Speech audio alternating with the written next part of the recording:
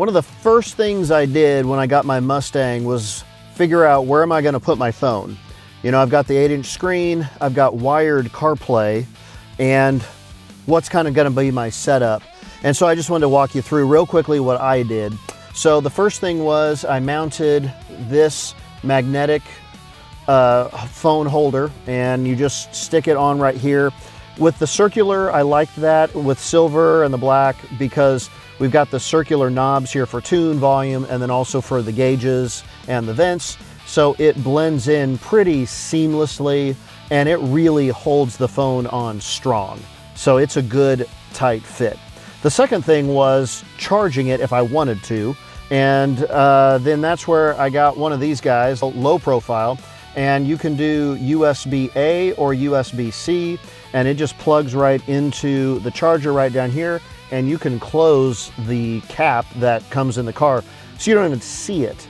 So then from there, got a 6-inch USB-C cable, and then we can plug that in just directly right down here, right to the phone, and then you've got, you know, very little cable mess, things of that nature. And then finally, you can get really any kind of wireless Apple CarPlay system. And so I got this because it was sort of all in one with the USB, because if you get the dongle that sticks out and if you put it, let's say, in here or down here, something happens, you could break that right off. This keeps it flush, so there's really not much to break. The other option is that they come with is a USB cable, plug it into that, and then to the dongle, and then set it down. That's what I did first, and then I went with one of these. Now, there's two different points. You've got USB-A here under the start button, and then you've also got USB-A here, and that's where I put this, is just right inside. Just plug it in, and then you can just follow the connections when you turn your car on for both Wi-Fi and Bluetooth. And then that way, when you get in the car, you can just leave it in your pocket if you want. If you want to have it out like I do, I'll just stick it right on that way. And then if I need to charge it, now I can charge it. And charging it this way then is not plugging it in through USB-A. So that way I'm not confusing maybe the system with wired versus wireless. I'm just going wireless all the time. Now, does it work every single time? Rock solid? No, it doesn't. I wish it did.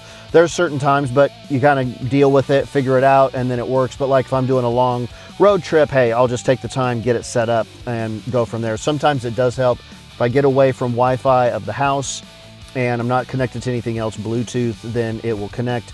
My son drives this car a lot, and so his phone is connected, and so sometimes if I get in after he gets in, it doesn't know what to do, so I've got to kind of work with that, but I don't really mind, you know, doing that. So really those are the four things. Real simple, all on Amazon. I will put affiliate links down below, so yes, if you would purchase those, that would help support the channel financially, so I appreciate that. But check those out. There might be something that might fit you better.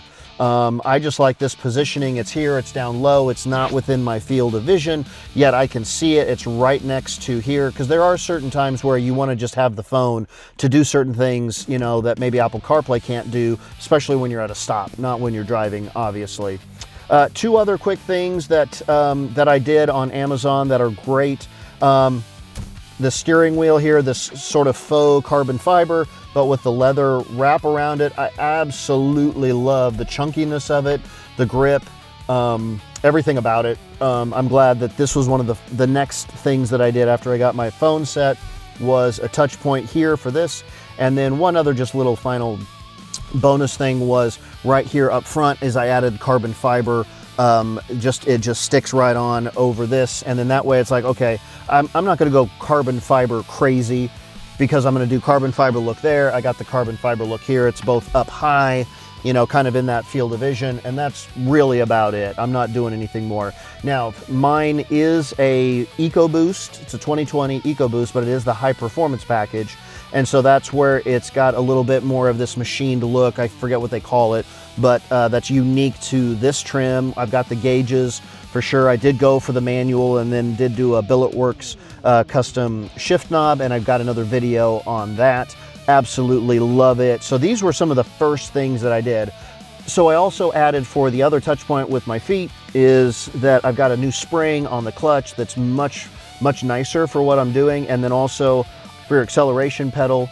And so I can now heel toe much better, just kind of blip the throttle when I'm downshifting before the curve. And I didn't know anything about that. And so now I'm fairly fluent with it. My son's learned how to do that as well. So when you're going a little faster, you want to downshift, you're not taxing your transmission. Getting those revolutions kind of matched better with the clutch saves on your clutch, and it's a lot of fun, but certainly takes time to learn, but I'm glad that I did that. So those are just kind of the bonus, the touch points that I like with the feet, with my shift knob, and then with the steering wheel, which I absolutely love.